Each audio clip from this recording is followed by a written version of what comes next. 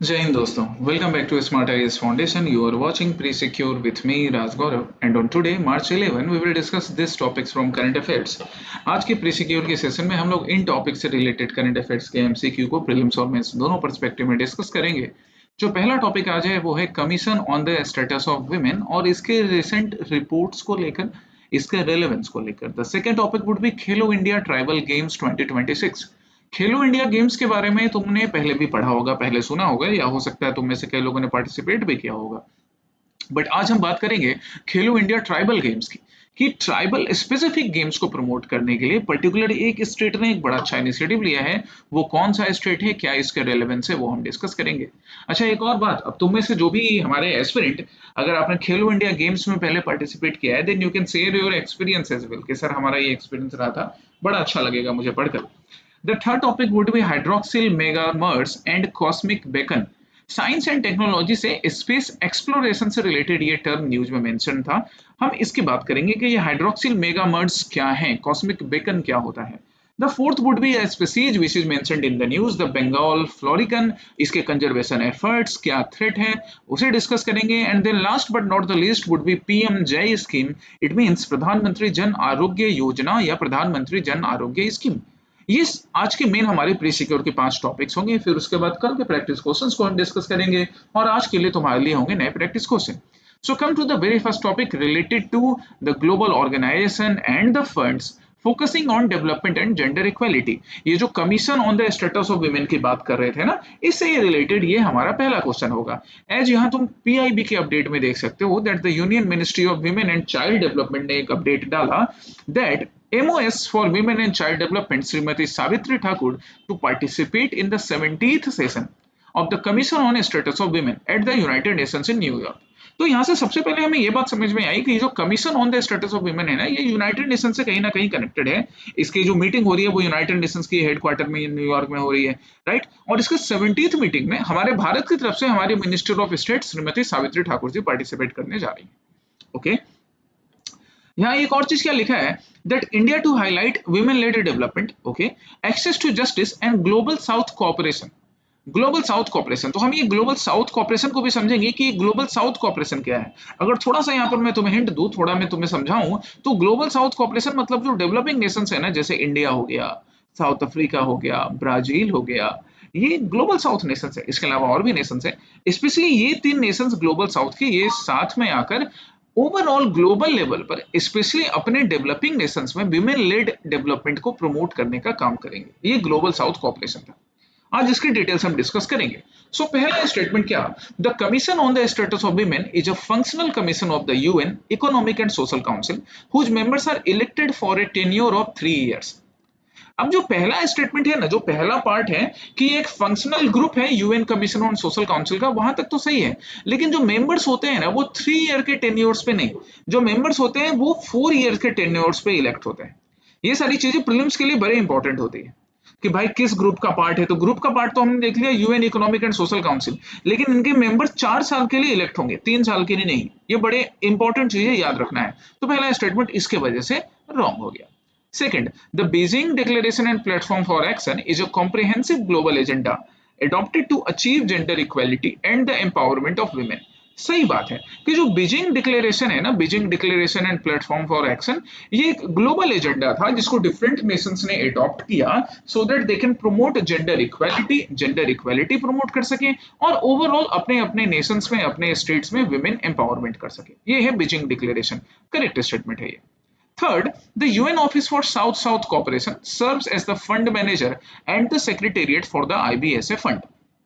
ये जो UN office for south south cooperation है, आज हम डिस्कस करेंगे इसके मेंबर्स इंडिया और कौन कौन से नेशंस हैं. ये एक्चुअली में फंड मैनेजर का काम करता है.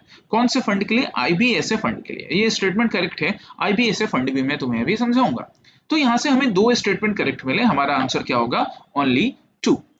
फिर हम आ जाते हैं सबसे पहले commission on the status of women. इसका फाउंडेशन जून 21 में 1946 में होता है, जिसका मेन वर्क था एक ऐसी इंटर गवर्नमेंटल बॉडी बनाना जो कि जेंडर इक्वालिटी के लिए, विमेन एम्पावरमेंट के लिए डेडिकेटेड हो. मेंबरशिप की बात करें तो it comprise 45 UN members at any given times. कभी ना कभी, मतलब कभी भी, अगर सपोज हम 2026 के आज मार्च में चेक करें, अप्रैल में चेक करें, तो इसके कम से कम 45 मेंबर स्टेट्स इसके मेंबर होने चाहिए. एंड ये जो 45 मेंबर स्टेट्स है ये 4 साल के लिए इसके मेंबर रहते हैं, फिर उसके बाद नए मेंबर्स इलेक्ट होते हैं या वही मेंबर्स को री इलेक्ट भी किया जा सकता है। 1996 में क्या एक रोल इसको दिया गया, एक इसका मैंडेट एक्सपेंड किया गया बीजिंग डिक्लेरेशन के according, that now commission on the status of women it would it would play a leading role in monitoring and reviewing the implementation of Beijing Declaration। ये जो Beijing Declaration and platform for action था 1995 का, जो gender equality को promote कर रहा था, जो विमेन एंड गर्ल्स के एम्पावरमेंट को प्रमोट कर रहा था, उसको मॉनिटर करने का काम कौन करेगा? Commission on the status of women, कि बीजिंग डिक्लेरेशन में कितना काम हुआ है। यहाँ से आपको बीजिंग डिक्लेरेशन भी सीखने को मिला कि अच्छा व्हाट इज बीजिंग डिक्लेरेशन, अब हम ये याद रखेंगे। ओके, अब हम आईबीएसए फंड की बात करते हैं। तो आईबीएसए देखो एक फंड है जिसको India, Brazil and south Africa ने मिलकर बनाया है। ये ना एक्चुअली में साउथ साउथ कोऑपरेशन मैकेनिज्म है, ये डेवलपिंग नेशन ही है, India, Brazil and south Africa. तो इन्होंने मिलकर एक फंड बनाया, जिस फंड को क्रिएट किया गया 2004 में and then it become fully operational, formally operational in 2006। जो अपने अपने इनके नेशंस में पॉवर्टी, हंगर, एलिविएशन इस चीज में हेल्प करेगा ही, साथ ही साथ apart from this gender equality को भी प्रमोट करेगा। तो जेंडर इक्वलिटी के साथ साथ IBSA fund poverty, hunger, elevation का भी काम करेगा एंड देन जेंडर इक्वलिटी। अब इस फंड को मैनेज करने का रोल किसे दिया गया, रिस्पॉन्सिबिलिटी किसे दिया गया? UN economic and social Council को, right. UN economic and sorry एक मिनट, ये जो फंड है इसको मैनेज करने की रिस्पॉन्सिबिलिटी किसको दी गई? UN office for south south cooperation. UN जो ऑफिस है साउथ साउथ कोऑपरेशन का, उसको इस फंड को, आईबीएसए फंड को मॉनिटर मैनेज करने का टारगेट दिया गया है, रिस्पॉन्सिबिलिटी दी गई है। आईबीएसए फंड मतलब India, Brazil, south Africa fund which is maintained by south south cooperation mechanism among these Nations. हम जरा UN economic and social economic councils की बात कर लें तो इन 1944 में यूनाइटेड नेशंस के 6 प्रिंसिपल ऑर्गन्स में से एक है। इसके अलावा यूनाइटेड नेशंस के प्रिंसिपल ऑर्गन्स हो गए डब्ल्यूएचओ, है ना, बाकी जो सॉरी प्रिंसिपल ऑर्गन्स बोल रहे हैं, जो यूनाइटेड नेशंस के स्पेशलाइज्ड एजेंसीज हो गई, डब्ल्यूएचओ, एफएओ, इन सब के साथ मिलकर काम करेगा हमारा UN economic and social council. Main इसका मैंडेट रहेगा, it is a central platform for coordinating economic, social, environmental policies and driving the sustainable development goals. कि सस्टेनेबल डेवलपमेंट गोल्स को लेकर डिफरेंट नेशंस में कितना काम हुआ है उसको भी मॉनिटर करना, उसको लेकर कोई एनवायरमेंटल पॉलिसीज डेवलप करने में हेल्प करना, इकोनॉमिक सपोर्ट प्रोवाइड करना, ये सारे काम mainly UN economic and social council का होता है। टोटल इसके मेंबर स्टेट्स की बात करें तो 54 मेंबर स्टेट्स होते हैं, जिन्हें यूनाइटेड नेशन जनरल असेंबली से इलेक्ट किया जाता है on a term of 3 years के टर्म्स में इलेक्ट किया जाता है। तो 3 इयर्स का टर्म होगा UN economic and social council के लिए, और जो हमारा commission on status of women है उसके लिए मेंबरशिप कितने हैं? 4 इयर्स की, 4 इयर्स का टर्म है। सो commission on status of women का रोल, बीजिंग डिक्लेरेशन किससे रिलेटेड है, साउथ साउथ कोऑपरेशन मैकेनिज्म किससे रिलेटेड है, आईबीएसए फंड किससे रिलेटेड है, ये सारी चीजें आपको इस एक टॉपिक से सीखने को मिलेगी। Okay, the next topic is about Khelo India Tribal Games 2026 and you can see that the first ever Khelo India Tribal Games would be held in Chhattisgarh. मतलब छत्तीसगढ़ भारत का वो पहला राज्य बना, the very first state which is starting the Khelo India tribal games, है ना। खेलो India tribal games start कर रहा है 2 कैटेगरी में, एक तो मेडल स्पोर्ट्स वाली कैटेगरी होगी और मेडल स्पोर्ट्स के अलावा एक और डेमोन्स्ट्रेटिंग कैटेगरी होगी, अभी डिस्कस करूंगा मैं तुम्हारे साथ। ये देखो एक मेडल स्पोर्ट्स कैटेगरी है जिसमें एथलेटिक्स है, फुटबॉल है, हॉकी है, वेट लिफ्टिंग है, आर्चरी है, स्विमिंग है, रेसलिंग है, और 2 है डेमोन्स्ट्रेशन स्पोर्ट्स। यहाँ पे मेडल्स नहीं दिया जाएगा, यहाँ पे ना बस डेमोन्स्ट्रेशन का काम होगा कि अच्छा हमारे जो ट्राइबल बच्चे हैं वो मल्लखंब में एंड कबड्डी में डेमोन्स्ट्रेट कर सकेंगे। बाकी ऊपर वाले जो 7 गेम है यहाँ पर वो जब पार्टिसिपेट करेंगे ना तो मेडल्स भी मिलेगा एज पर देयर परफॉर्मेंस। ठीक है, जरा यहाँ पे इन गेम्स को देखिए तो ट्राइबल ग्रुप्स के लिए, ट्राइबल बच्चों के लिए हमारे लिए छत्तीसगढ़ में ऑर्गेनाइज किया जा रहा है, बट सिर्फ आर्चरी नहीं है, क्योंकि कई बार जब ट्राइबल गेम्स की बात होती है ना तो सिर्फ आर्चरी को ही फोकस किया जाता है। यहाँ not just archery, even swimming, wrestling, football, hockey, weight lifting, athletics सबको इंक्लूड किया गया है, राइट। तो ओवरऑल हमारा जो फिजिकल फिटनेस हो सकता है, स्पोर्ट्स को लेकर बच्चों के बीच में जो इंटरेस्ट हो सकता है वो इंप्रूव हो सकेगा खेलो इंडिया ट्राइबल गेम से। अब पहले स्टेटमेंट्स पर आते हैं। तो पहला स्टेटमेंट क्या था? Chhattisgarh is the first state to host the Khelo India tribal games, a landmark event dedicated exclusively to tribal athletes. Correct. Under the Khelo India Travel Games 2026, traditional indigenous sports like Mallakhambh and Kabaddi are officially categorized as medal sports. तो Mallakhambh and Kabaddi को medal sports में नहीं categorise किया गया है। यही छोटी छोटी मगर इंपॉर्टेंट बात है जो आप प्री सिक्योर से याद रखोगे तो second statement wrong. Third, the broader Khelo India game is a flagship central sector scheme functioning under the nodal jurisdiction of Ministry of Tribal Affairs.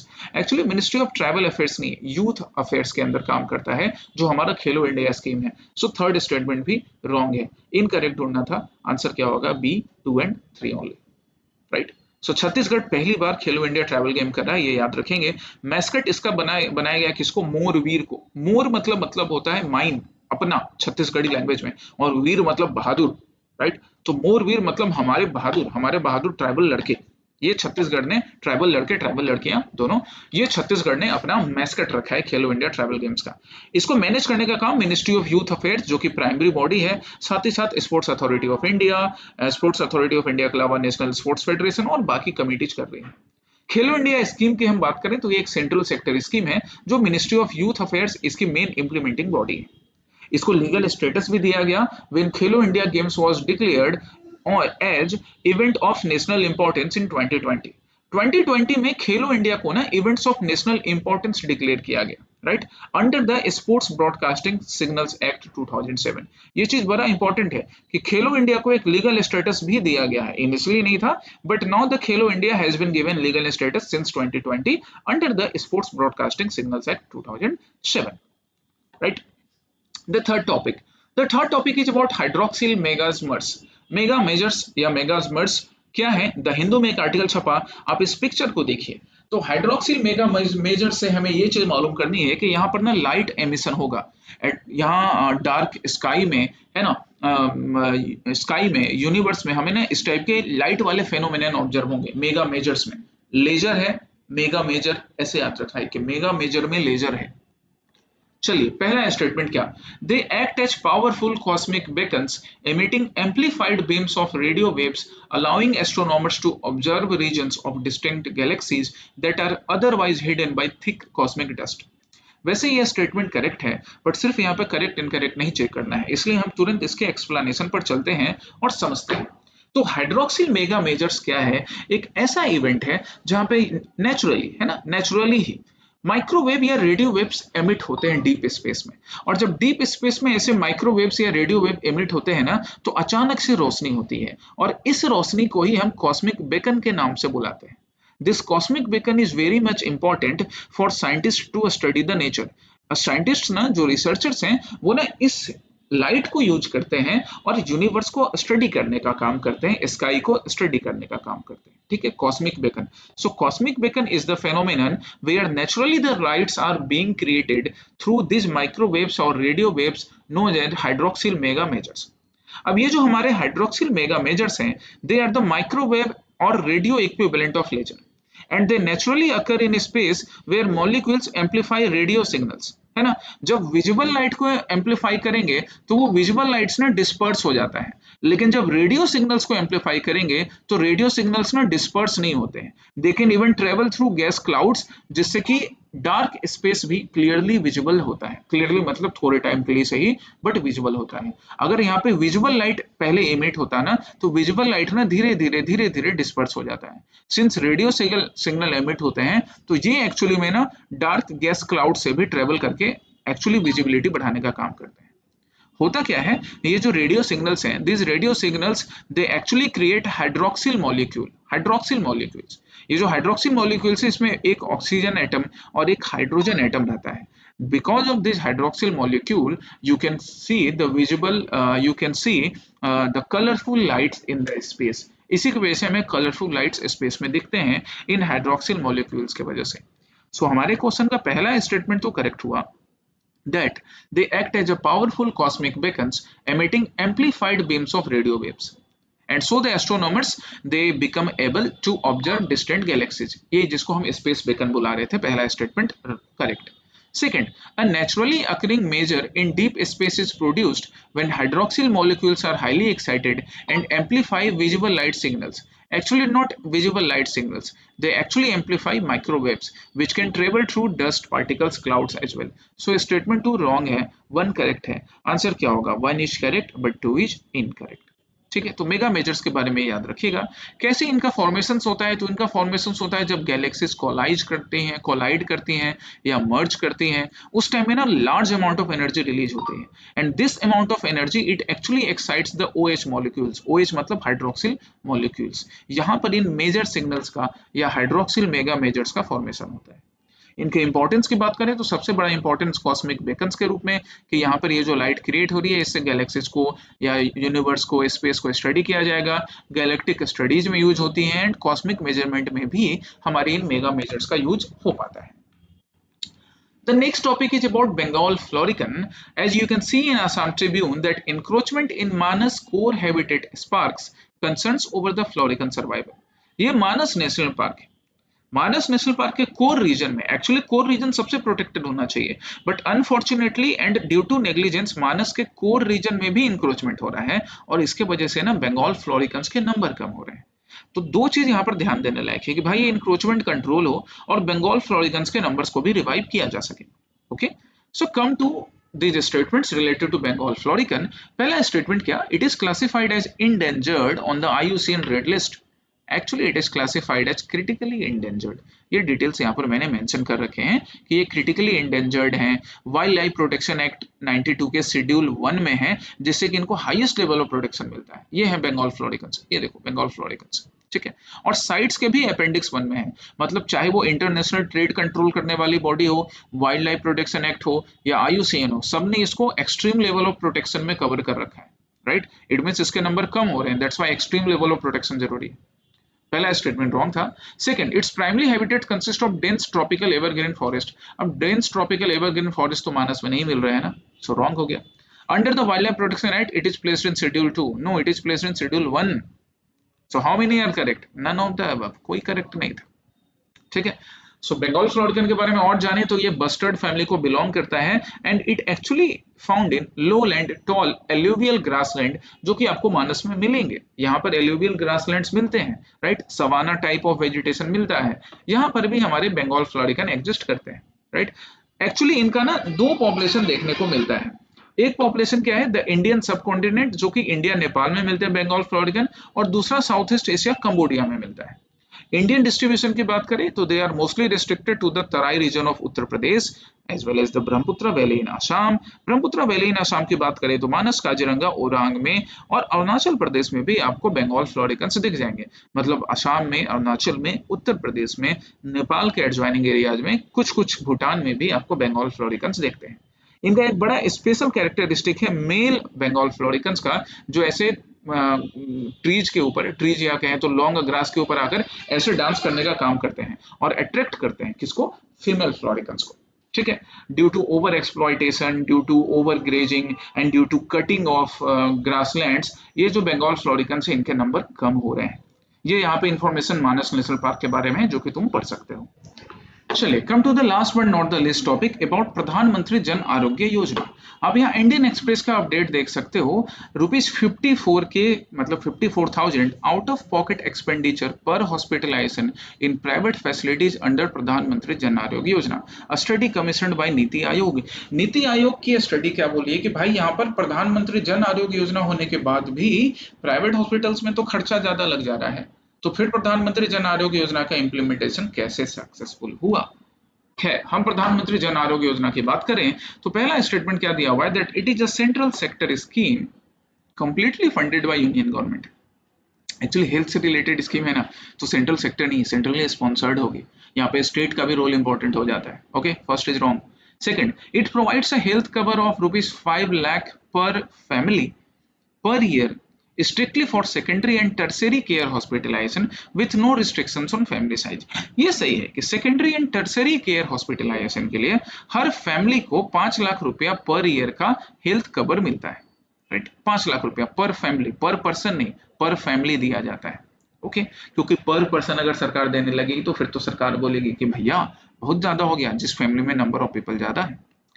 Third, the scheme excludes coverage for pre-existing disease during the first year of enrollment and requires senior citizens above 70 to be part of the SEC Socio-Economic Caste Census 2011 database। Actually ऐसे criterias नहीं है कि socio economic database का part होंगे तभी उनको include किया जाएगा। सो करेक्ट यहाँ पे बस एक स्टेटमेंट है, true only is the correct statement. Okay, 1 and 3 are wrong. और बाकी डिटेल्स हम देखते हैं। तो सबसे पहले प्रधानमंत्री आरोग्य योजना की बात करें तो नोडल एजेंसी है नेशनल हेल्थ अथॉरिटी, जो कि नेशनल लेवल पर and state health authority state level पर काम करती है। 2018 में इसको सेंट्रली स्पॉन्सर्ड स्कीम के रूप में लॉन्च किया गया था। ओके, सेंट्रली स्पॉन्सर्ड, याद रखिएगा, स्टेट का भी रोल है यहाँ। यह वर्ल्ड के largest fully government financed health insurance scheme के अंदर आता है, जिसमें हर फैमिली को 5 लाख रुपया secondary and tertiary care hospitalisation के लिए दिया जाता है। अच्छा, यहाँ पे एक चीज मैं तुमसे पूछ रहा हूँ, can you tell me what do you mean by tertiary and secondary care, secondary और टर्सरी केयर हॉस्पिटलाइजेशन? तो आप मुझे कमेंट सेक्शन में बताओगे कि सर ये प्राइमरी केयर हो गया, ये सेकेंडरी केयर हो गया और ये टर्सरी केयर हो गया। ये कमेंट सेक्शन में आप मुझे बताओगे। अगर मालूम है तो अच्छी बात है, नहीं मालूम है तो थोड़ा ढूंढ कर, है ना, थोड़ा होमवर्क हो जाएगा। टारगेटेड बेनिफिशियरी है, initially it aimed at over 12 crore vulnerable families identify under this census, but इसको ना एक्सटेंड किया गया 2024 में। Now universally covers all senior citizen aged 70 and above. जो भी सीनियर सिटीजन हमारे 70 साल के हैं या उससे ऊपर के हैं, वो सोशियो इकोनॉमिक सेंसस में हो चाहे नहीं हो, उनको इसमें कवर किया ही जाएगा यूनिवर्सली। ठीक है, कुछ की फीचर्स है प्रधानमंत्री जन आरोग्य योजना के, जैसे it operates with no restrictions on age, gender और फैमिली साइज। कोई रिस्ट्रिक्शंस नहीं है एज, जेंडर और फैमिली साइज के। कैशलेस एक्सेस है, हालांकि ये अच्छे से इंप्लीमेंट नहीं हो पा रहा है, वही कंसर्न की बात है। नेशनल पोर्टेबिलिटी की बात करें तो the beneficiary can seamlessly access service anywhere across India. मतलब एक बेनिफिशियरी ने आज प्रधानमंत्री जन आरोग्य योजना का फायदा आसाम में लिया, कल को वो अंडमान निकोबार चलेगा तो वहां पर भी एलिजिबल होगा। प्री एग्जिस्टिंग कंडीशंस की बात करें तो all pre existing disease are mandatorily covered from day one. बहुत अच्छी बात है। ऐसा तो कई हमारी प्राइवेट भी गवर्नमेंट एजेंसीज नहीं, प्राइवेट भी जो कंपनीज है इंश्योरेंस कंपनी, वो भी नहीं देती हैं। वो तो बड़ा बेवकूफ बनाती हैं, प्री एग्जिस्टिंग डिजीज को कवर ही नहीं करती हैं। कॉम्प्रिहेंसिव केयर की बात करें तो it covers 3 days of pre hospitalisation and 15 days of post hospitalisation expenses. ठीक है, but excludes transport cost. Transport cost को नहीं कवर करता है, बाकी आईसीयू का खर्चा, मेडिसिन, रूम चार्जेज, ये सारी चीजें कवर की जाती हैं। 3 दिन के प्री हॉस्पिटलाइजेशन भी और 15 डेज के पोस्ट हॉस्पिटलाइजेशन एक्सपेंसेस भी कवर होते हैं। ओके, अब हम प्रैक्टिस क्वेश्चन पर चलते हैं। कल पहला प्रैक्टिस क्वेश्चन मैंने दिया था, जहां पे यूपीएससी ने 2019 में सवाल पूछा that what do you mean by the appropriate definition of liberty. तो देखो, लिबर्टी का मतलब होता है ना कि वो अपॉर्चुनिटी जहां पे कोई पर्सन अपने आप को फुल्ली डेवलप कर सके। फुल्ली डेवलप करने के लिए उसके ऊपर रिस्ट्रिक्शंस कम होने चाहिए या नहीं होने चाहिए, या अगर जो रिस्ट्रिक्शंस लगाए भी गए हैं वो क्वालिफाइड रिस्ट्रिक्शंस होने चाहिए। The person should have freedom of speech and expression and profession of his economic practices. हाँ, कहीं कहीं पर अगर रिस्ट्रिक्शंस हो तो वो क्वालिफाइड हो कि भाई आपके किसी प्रैक्टिस से इंडिया के यूनिटी इंटीग्रिटी को या दो कम्युनिटी के बीच में कोई भी डिफरेंसेस ना आए, इसको लिबर्टी कहा जाएगा। So the proper answer is opportunity to develop one self fully. Protection against tyranny of political rulers, ये कोई लिबर्टी का डेफिनेशन नहीं है। एब्सेंस ऑफ रिस्ट्रेंट, ये ना एब्सोल्यूट नहीं होता है। And opportunity to do whatever one likes, ये बिग बॉस में होता होगा, ये इंडिया में नहीं होता है। सो लिबर्टी का मतलब opportunity to develop one self fully. Right, बड़ा सिंपल बट बड़ा इंपॉर्टेंट क्वेश्चन था, कई एस्पिरेंट ने तभी गलत किया था। दूसरा प्रैक्टिस क्वेश्चन था जजेस के इम्पीचमेंट को लेकर। सो पहला स्टेटमेंट क्या, द मोशन टू इम्पीच ए जज of the supreme court of India can not be rejected by the speaker. गलत। The Speaker of the Lok Sabha as well as the Chairman of the Rajya Sabha, they can reject the motion। जब भी किसी supreme court के जज को impeach करने का पहले मोशन प्रेजेंट किया जाएगा, स्पीकर एंड चेयरमैन उसको रिजेक्ट भी कर सकते हैं वैलिड ग्राउंड पे। पहला स्टेटमेंट गलत। तो जब पहला स्टेटमेंट गलत तो ए आंसर हो नहीं सकता है, डी आंसर हो नहीं सकता है, मतलब हमें बी और सी में से चूज करना है। करेक्ट। दूसरा, अब दूसरा भी गलत हो चुका है क्योंकि बी और सी में तो ऑलरेडी स्टेटमेंट 2 नहीं है, फिर भी एक बार पढ़ लो। The Constitution of India defines and gives details of what constitute incapacity and prove misbehaviour. Actually इन दोनों ग्राउंड पे सुप्रीम कोर्ट के जजेस को हटाया जा सकता है, बट कॉन्स्टिट्यूशन ना इसको डिफाइन नहीं करता है कि what is the meaning of incapacity, what is the meaning of proved misbehaviour of the जजेस, ये दोनों चीजें डिफाइंड नहीं है। सो 1 and 2 आर करेक्ट। 3 की बात करें, the details of the process of impeachment of the जजेस of supreme court of India are given in the जजेस इंक्वायरी एक्ट। एकदम सही बात है, और वैसे भी यहाँ से दिख ही रहा है कि 3 तो भाई सही है, तो एग्जामिनेशन में कंफ्यूज नहीं करना है। 4th, if the motion for the impeachment of judge is taken up for voting, the law requires the motion to be backed by each house of the parliament and supported by a majority of the total membership of that house and by not less than 2/3 of the total membership of that house present and voting। एकदम correct है। 3 and 4 only are the correct answer, C। Okay, PYQ बनाइए और इस topic को आप अपने books में जाकर या स्टडी मटेरियल में जाकर वापस से भी पढ़ सकते हो। नेक्स्ट टॉपिक है हमारा यूपीएससी सीएसई 2018। नेक्स्ट जो प्रैक्टिस क्वेश्चन है आज के लिए वो यूपीएससी सीएसई 2018 का प्रैक्टिस क्वेश्चन है, ज्योग्राफी एनवायरनमेंट से रिलेटेड। आप इसका आंसर करोगे। और दूसरा प्रैक्टिस क्वेश्चन है यूपीएससी सीएसई 2018 का ये एक प्रीवियस ईयर क्वेश्चन जो कि मैप से रिलेटेड है, जहां पे ये पूछा गया कि इनमें से कौन सी सिटीज लॉन्गिट्यूडली दिल्ली के सबसे क्लोजेस्ट हैं। इसलिए इंडिया का मैप, वर्ल्ड मैप, इस पे ना रेगुलर आपको नजर रखनी है। ये दोनों आपके आज के प्रैक्टिस क्वेश्चन हो गए। कल के प्री सिक्योर के सेशन में हम लोग फिर मिलेंगे। Till then take care, study well, जय हिंद।